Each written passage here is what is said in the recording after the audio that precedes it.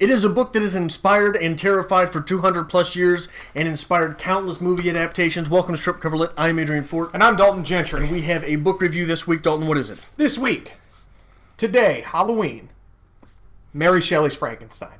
That's right. I have no more build up to that. After the bump, we will have 6 good things, 6 bad things. We will have quotes from the piece, a full literary analysis and breakdown, and finally we will have a rating and a recommendation based on the text.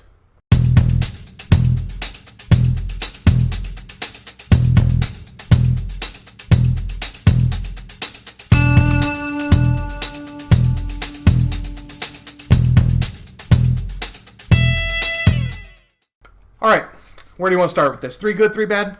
Yeah. Okay. 3 good things from Mary Shelley's Frankenstein. This is the origin of a definitive, iconic figure of the horror genre. This is the birth of it, which is great. You got to take time to appreciate that. At times, Mary Shelley's insight and intentions with this are absolutely genius, and Mary Shelley leaves nothing off limits to achieve her goal of frightening the reader. Okay. We're going to kill children, we're going to kill women, men, whatever. Yeah. Anything. Everything. Yes. My 3 good things. 1, this is a paradigm-shifting work. Okay. After reading this, it is impossible to look at literature in the same way, I think. Okay. 2, this novel gives a voice to the monster, which is a necessary element and has ironically been lost in most of the interpretations, in the subsequent interpretations. And 3, there are some Shakespearean-level quotes here. Yes. I do love your number 2 because nothing's more terrifying than a 8-foot-tall French man with jaundice. Right. So I'm okay with this. 3 bad things. If I may put my Adrian hat on for a second here. There is a lot of telling and not showing in this. Because it's all dialogue, right? Take my hat off. Yeah. I feel bad about that. Mary Shelley needed either a thesaurus or an editor. If she uses the words fucking countenance and hovel one more time, I'm out. I'm done. Yeah. And this is a novel that is beautiful in conception, but has a poor execution. There's a lot that wasn't tackled that could have been tackled, and I think that's always been what has put me off from this piece. Okay. Now, my 3rd good thing was that there are some Shakespearean-level quotes here. Okay. My first bad thing is the parts where the quotes are not Shakespearean, and this is getting into some of your criticism as well. You can feel the language tottering on stilts, right? Okay. You can feel that this is not how this person speaks, it's how they're writing. Number 2, Frankenstein is simply not a believable character. Okay. And number 3, a lot of this novel feels very, very superfluous, right? There's a lot of this novel that could be cut away. You don't have to be there. You don't have to go there. You don't have to do that. Yes. This is just something the writer had put in there. So your quotes. Oh my. I don't know where to start with this one. I really want to start with the end, which is a terrible place to start. But the final chapter is the best chapter in this book. I would agree. Okay.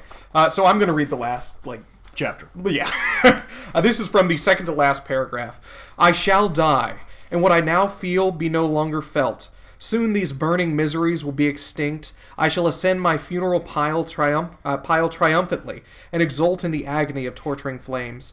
The light of that conflagration will fade away. My ashes will be swept into the sea by the winds. My spirit will sleep in peace. Or if it thinks, it will not surely think thus. Farewell.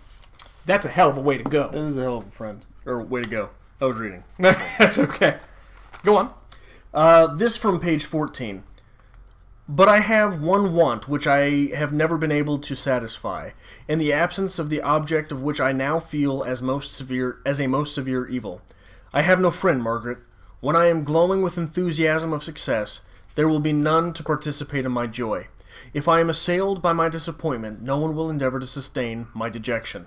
Which is from page 14, but really sort of foreshadows the main conflict in this. Okay. I'm going to give it one more, because this is very quotable.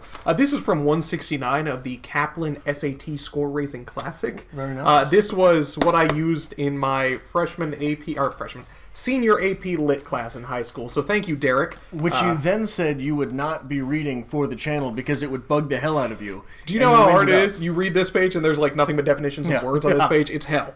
I entreat you to hear me, before you give vent to your hatred on my devoted head. Have I not suffered enough that you seek to increase my misery?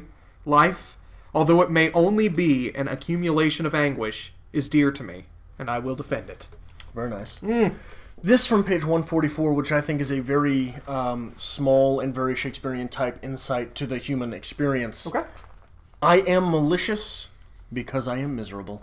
Look at that. Look at it. We're going to get that printed on your fridge, I think, just because.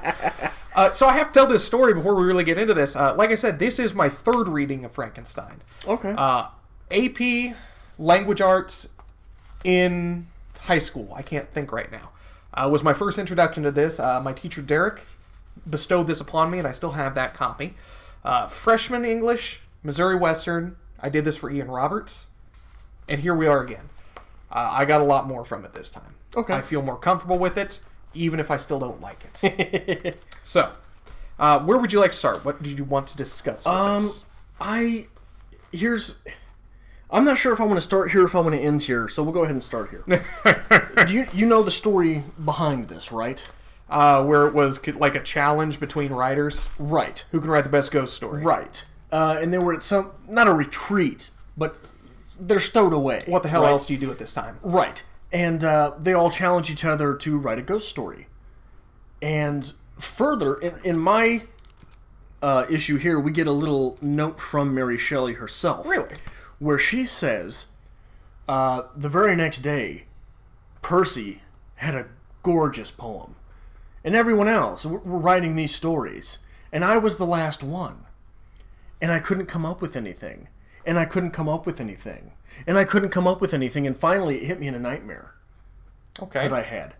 So, the act of creation is what is forcing Mary Shelley to run away from the act of writing, and run away from the act of writing, and run away from the act of writing, until she can no longer endure. Okay. And she is forced into creation. What is the main thrust of this novel?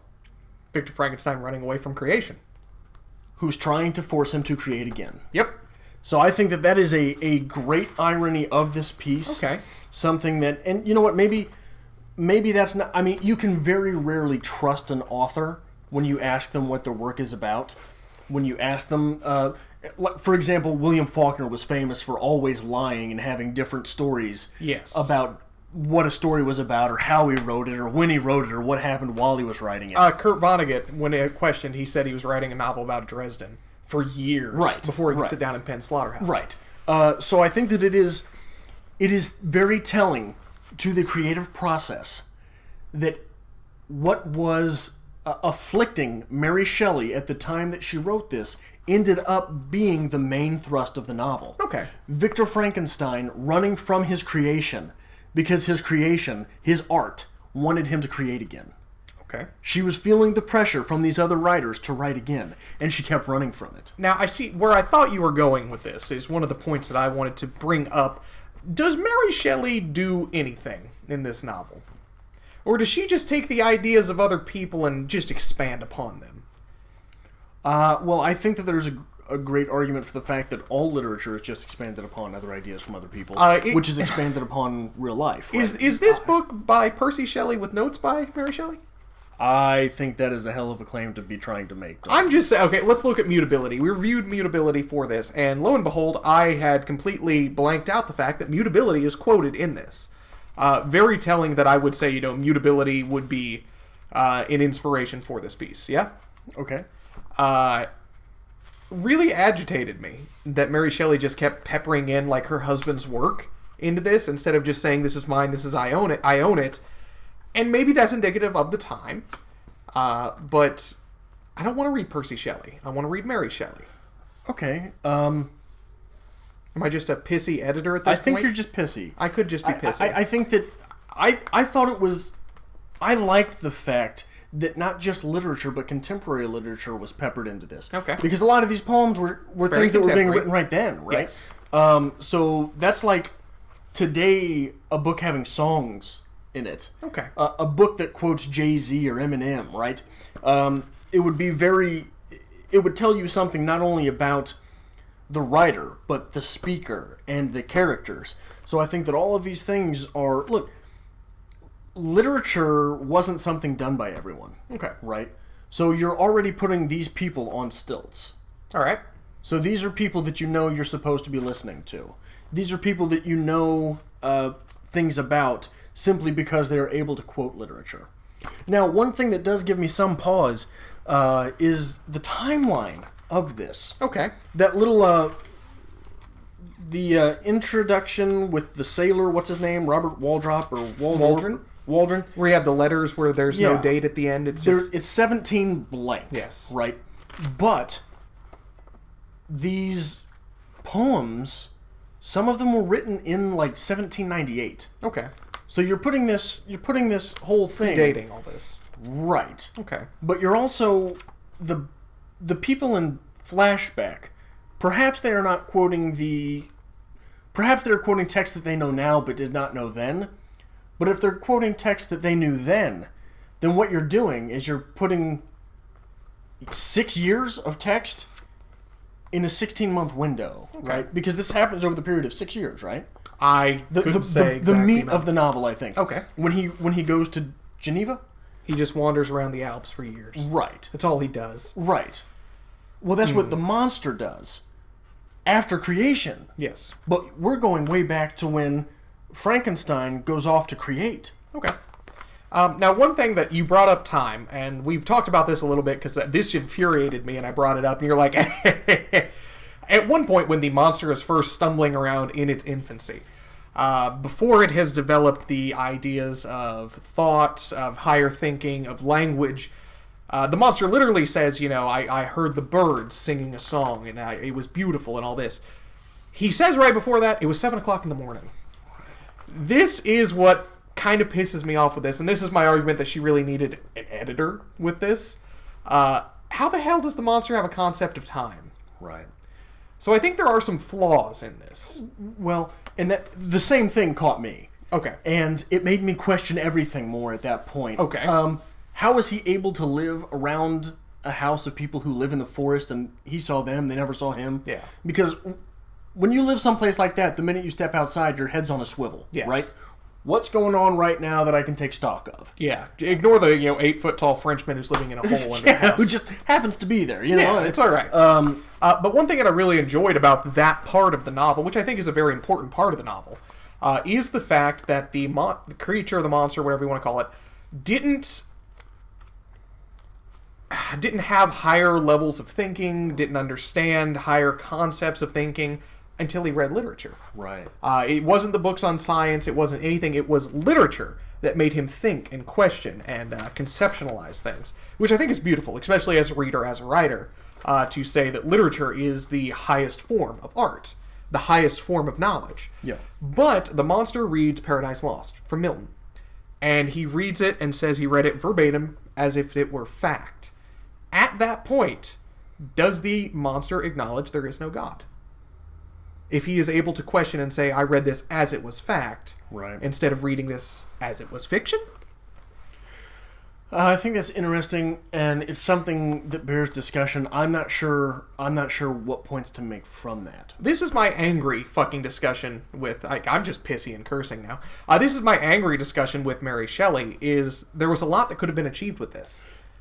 And I think the idea of what is God, is there a God, is one of them. Well, not only that, but you've brought someone back to life. Yes. So the ideas of, is there a soul? Yes. That is never breached. No. The idea of, okay, your brain is where all of your memories are. Mm-hmm.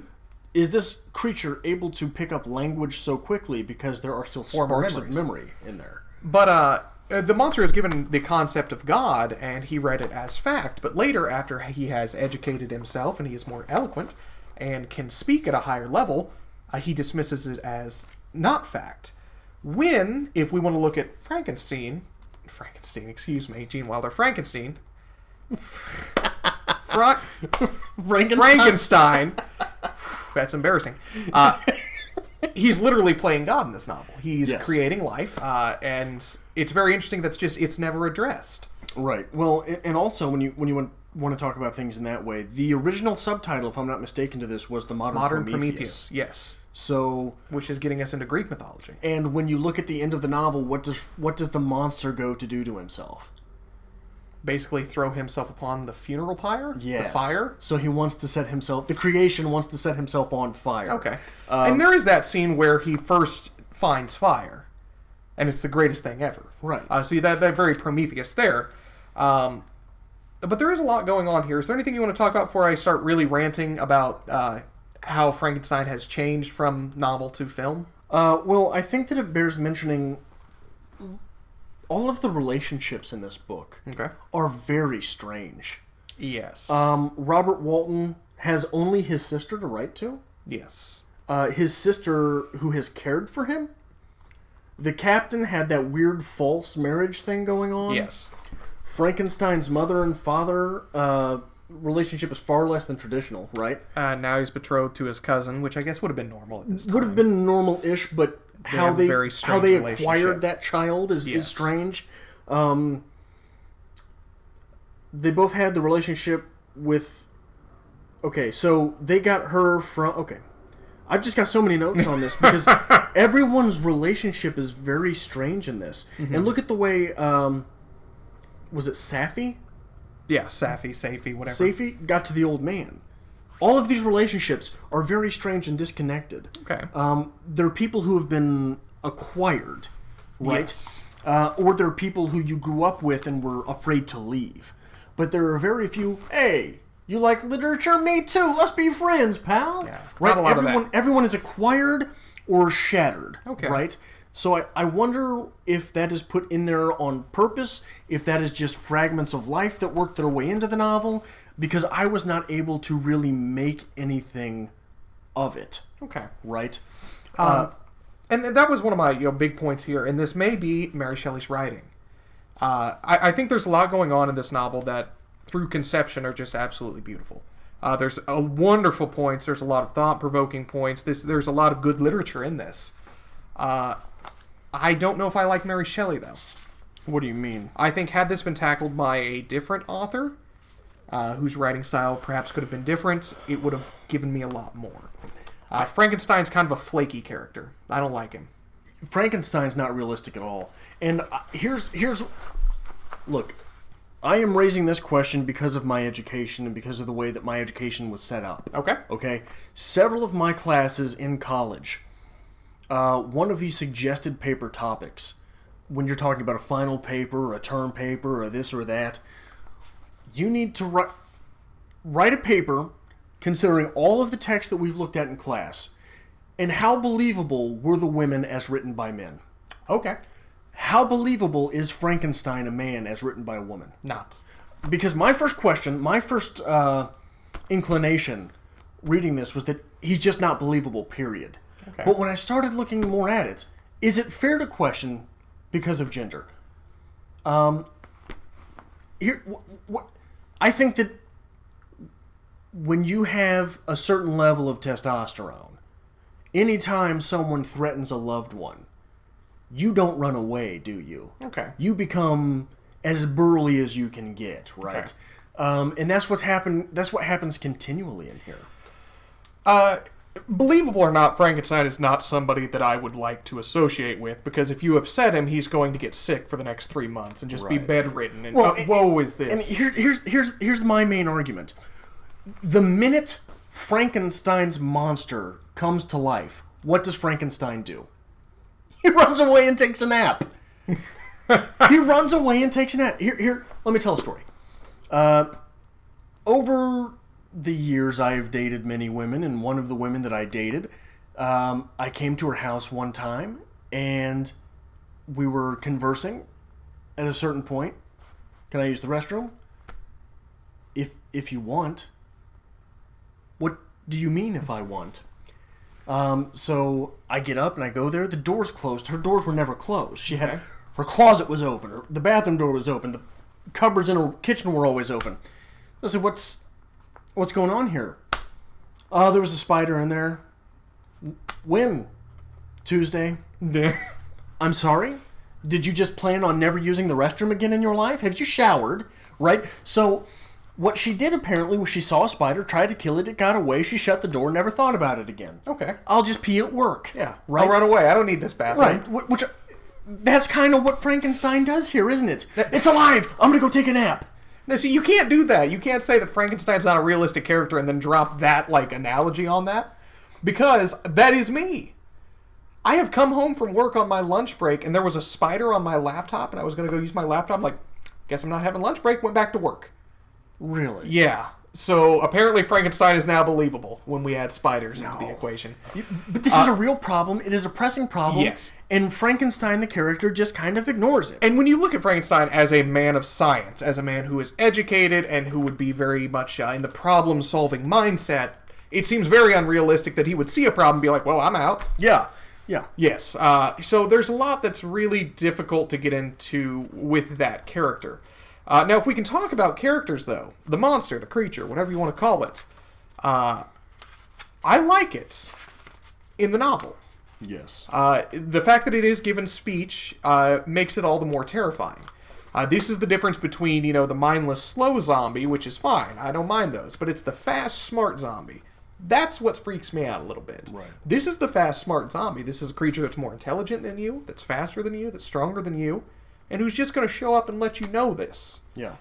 It makes it more terrifying. However, when it was adapted for film, we get the slow, mindless zombie. Yeah. Where did we go wrong here? I'm not sure. I think that it's easy to question a lot of things that were adapted to the movies from the novel and what was left out. Okay. Now, one of the things that we have that is a trope of novels that is not so much in movies here is also the bookend, right? Mm-hmm. We start with Robert Walton. We end with Robert Walton. Okay. That character is not in any of the text, right? No. Now, what does that do? When you're looking at it from a novel standpoint, the reason you have that is it's that way Frankenstein can die. Yes. Because if we are strictly from Frankenstein's point of view, he can't die at the end. Correct. Because then how are we getting the story? Yes. We have an audience. Right. I think there's a lot going on as well, if I may just dabble into this a little bit, for the role of the father. Because the monster does refer to Frankenstein as his father at many points. When Frankenstein is thrown in prison, his father is the one who comes to him. Yes. Who pulls him out from his worst and, cares for him and whatnot. And that father eventually dies in his arms very shortly after. Yes. Then we immediately move into the monster is longing for this father-son relationship, but never receives it. But Frankenstein eventually dies in his arms. He shows up shortly after Frankenstein's death. So there's a great parallel going on here with the idea of the father, with the idea of the creator. But again, that's as far as Mary Shelley goes. She throws this beautiful little nugget of literature, of information that could be, completely developed into a further thought, and then she just leaves it. Just lets it hang there. Right. But the idea of the father being the creator and the father being what is important in a young man's life. Because you could make the argument here that the creature is unable to develop because he doesn't understand the father dynamic. Because whether you have a father dynamic or not, you're going to develop one way or the other. Right. But it is not the father dynamic necessarily that he is seeking, is it? He is seeking love. He is seeking... where does one first get love? From the parents. Right, but he's not seeking a masculine form of love, is he? He's not asking necessarily. Frankenstein to make him a wife. He just wants something, though, but it's not there. It's the concept of having a support system and not having a support system. I think there's a lot that could have been said there, but again, it's just Tucker's out. Right. Nothing at all. What else do you want to talk about with this here? We have a few more minutes. I'd like to talk a little bit about the melodrama. Okay. Obviously, you mentioned that Frankenstein just passes out all the time. Yes, woe is me. I'm sick for a month. Right. Unfortunately, I think a lot of those things that you mentioned not being in this novel or not in this novel to make way for... I couldn't even enjoy the serenity as we sailed around the beautiful world with my best friend because woe is me and I was dreading another creature and, you've got all of these things that are superfluous to the novel. And then we've got all of these emotions going on versus, you know what, I better buck up and make that sucker a wife, and he promised he'd leave me alone. And honestly, from a literature standpoint, I really wish he had done that. It would have been interesting.